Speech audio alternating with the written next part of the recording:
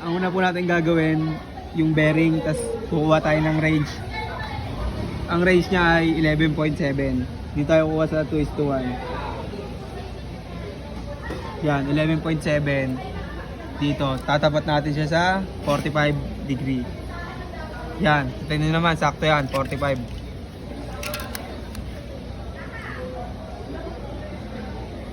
Yan, sakto. Tapos, next ay 45 degree pa rin, pero 10.3. 10.3. Ito. Tatapat sa 45. 10.3. Ito siya. Ang oras niya ay 2:11. Next naman natin ay 9.0 minutes. Yan. Saka sa 45 degree din natin siya tatapat.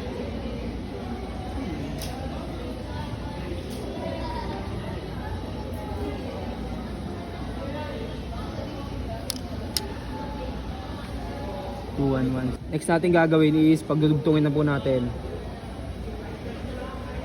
Yan, as UNC magkadugtong na. Pause muna pre, patay muli. Ito yung course ng barko ko eh. 019.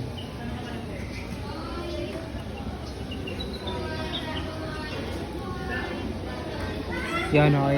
Pagkita sa atin guhitan yung course ng barko natin. Ito yung ginawa ko kanina, off-cam. Ginawa ko to off-cam. Ito pag kokonikin natin yan, then ito yung may mga solving ako dito.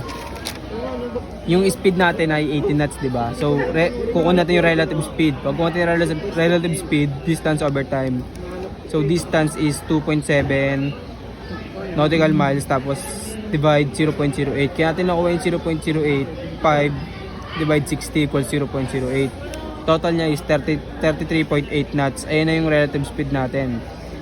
Yung CPA natin given 0. Tapos pag kukunin natin yung TCPA, distance over time, equals 8.9 nautical miles divide 33.8 knots. Ito yon yung nakuha relative speed. Equals niya is 0.26 knots or 15 minutes 48 seconds. Ipa-plus natin itong last kasi ito yung ano niya, yung distance niya, yung 2116.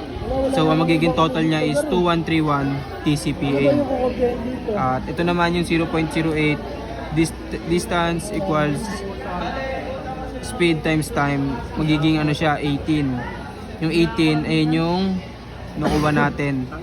So 18 times 0.08, 0.08 yun yung time interval equals 1.44. Saka yung course natin nilipat na natin dito para mabuhat itong triangle, navigational triangle. Tapos yung course na ito, yung guhit na to nilagay natin sa gitna, tapos nilipat natin dito sa 240. Ito na yung true course niya.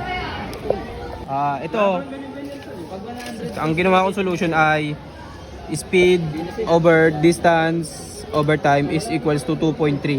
Kaya naging 2.3 yan dito. Distance na itong tinawa natin na guhit dito. Yan, ganyan. Tingnan mo dito guys.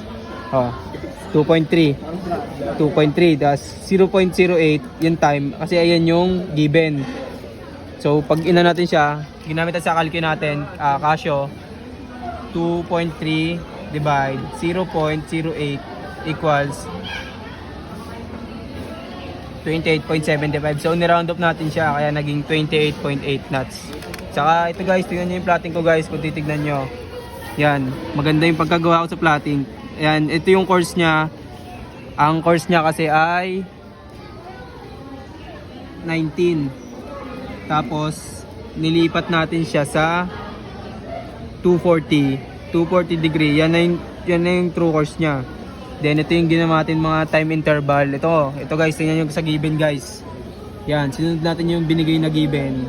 And then pinlat natin para magawa natin ito. Saka ito yung mga computation ko. Yan, makikita nyo okay naman siya. Nakuha naman natin ng tama. Ito yung knots. Tapos ito yung nautical miles distance. And then ito yung 33.8 relative speed natin, saka yung time CPI natin ito, 21:31 or tama yan, 21:31. Saka yung inaanap natin na time, yan. Okay na guys, thank you. Uy, tawin mo.